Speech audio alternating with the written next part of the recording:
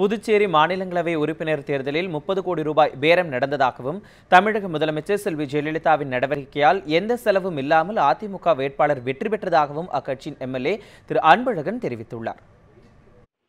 வேட்பாளருக்கு உரிய நாமினேஷன் செலவினை தவிர ஒரே ஒரு சிங்கிள் பைசா கூட செலவின்றி ஒரு நேர்மையான முறையில் எங்கள் கட்சியினுடைய வேட்பாளர் அவர்கள் வெற்றியடைந்து இருக்கின்றார்.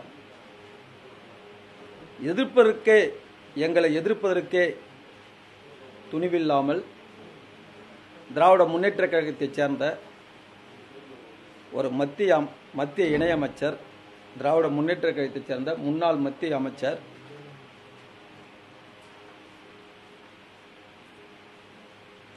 ஓடோடி உள்ளது அனைவருக்கும் தெரியும்.